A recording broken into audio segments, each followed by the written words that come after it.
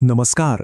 आज आपण एका अशा प्राचीन कथेच्या जगात जाणार आहोत जिथे विश्वासघात आहे, सूड आहे आणि एक असं गूढ रहस्य आहे ज्याचा एकमेव साक्षीदार होता जंगलातील पानांचा सळसळाट. चला तर मग या गूढ कथेच्या थेट मुळाशी जाऊया. ऐकूनच अंगावर काटा येतो नाही का? या एका वाक्यात किती भीती आणि किती अपराधभाव दडलेला असेल. जरा विचार करा, फक्त एक हलणारी फांदी एखाद्याच्या मनात आयुष्यभराची दहशत कशी काय निर्माण करू शकते? हो, आणि हाच तो प्रश्न आहे जो या संपूर्ण कथेच्या केंद्रस्थानी आहे. ह्याचं उत्तर शोधणं म्हणजे एका अशा प्राचीन गुन्ह्याच्या मुळापर्यंत पोहोचणं जिथलं सत्य फक्त एका हलणाऱ्या फांदीच्या आवाजात दडलंय.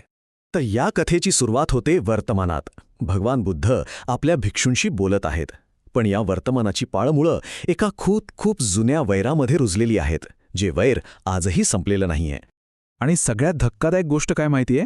बुद्धांचा चुलत भाऊ देवदत्त त्यांचा जीव घ्यायला टपलाय. त्याने काय नाही केलं.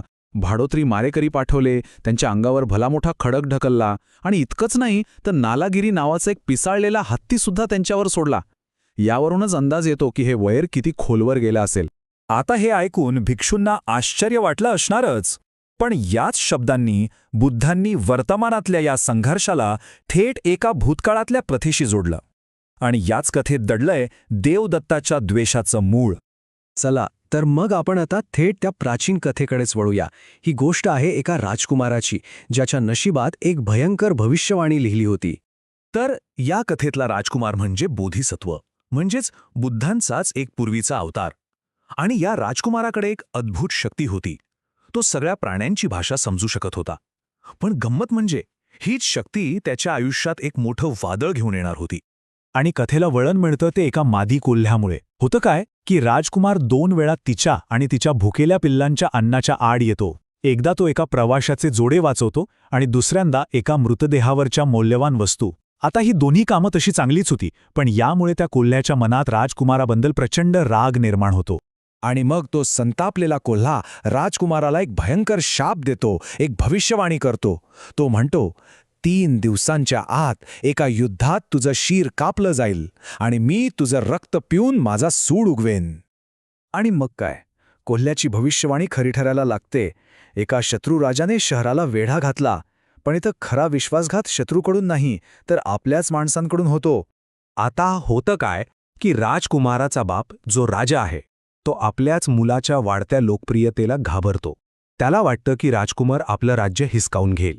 म्हणून तो राजकुमाराला एका अशक्य वाटणाऱ्या लढाईत पाठवून देतो आणि स्वतः राणी, एक पुजारी आणि परंतप नावाच्या सेवकासोबत रात्रीच्या अंधारात शहरातून पळून जातो, थेट जंगलात. आणि जंगलाच्या त्या एकांतात एक नवीनच कट शिजायला लागतो. राणी आणि तो सेवक परंतप यांच्यात चुकीचे संबंध निर्माण होतात.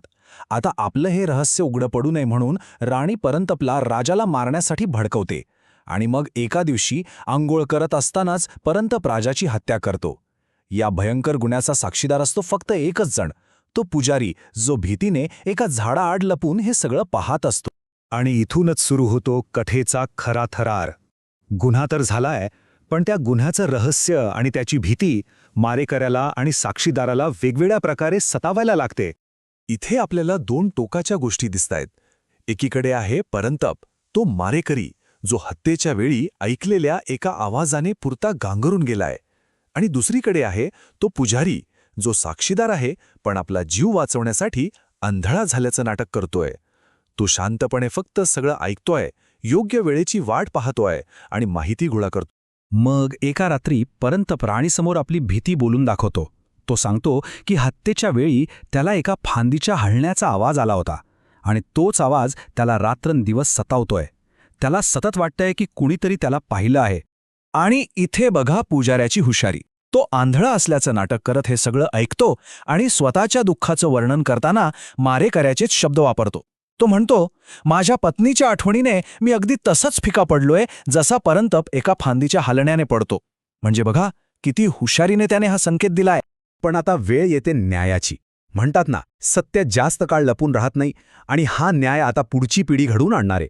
जेव्हा मारल्या गेलेल्या राजाचा मुलगा 16 वर्षांचा होतो तेव्हा पुजारी त्याला सगळं सत्य सांगतो. तो त्याला हत्येच्या ठिकाणी नेऊन त्याच्या वडिलांची हाडं दाखवतो, त्याला तलवारबाजीचं प्रशिक्षण देतो. म्हणजे न्यायासाठी एक पक्की योजना तयार होते. आणि अखेर तो दिवस येतो. तरुण राजकुमार परंतपचा सामना करतो. त्याच ठिकाणी त्याच पद्धतीनं तो परंतपला पकडतो आणि तेव्हा परंतपला कळतं की ज्या फांदीच्या हलण्याने तो इतके दिवस घाबरत होता, तो साक्षीदार अखेर समोर आला आहे. त्याचा गुन्हा आता उघड झालाय. तर राजकुमार परंतपला ठार मारतो आणि आपल्या आईलाही तिच्या गुन्ह्याची जाणीव करून देतो. पण थांबा, ही कथा इथेच संपत नाही. आता आपण पुन्हा वर्तमानात येऊया, बुद्धांकडे, जिथे या कथेचा खरा अर्थ उलगडणार आहे. आणि आता येतो या कथेचा सगळ्यात मोठा खुलासा. बुद्ध सांगतात की त्या प्राचीन कथेतला तो म्हातारा राजा, ज्याने आपल्याच मुलाचा विश्वासघात केला आणि जो मारला गेला, तो दुसरा तिसरा कोणी नसून देवदत्त होता. आणि तो तरुण राजकुमार ज्याला धोका मिळाला, ते स्वतः बुद्ध होते. म्हणजे या संपूर्ण कथेचा सार हाच आहे की देवदत्ताचं आजचं वागणं हे त्याच्या अनेक जन्मांपूर्वीच्या कर्माचंच फळ आहे. त्याने तेव्हा जे काही पेरलं तेच आत्ता उगवतंय. कोणताही लपवलेला गुन्हा, कोणतंही सत्य त्या हलणाऱ्या फांदीच्या आवाजासारखं कधी ना कधी समोर येतच.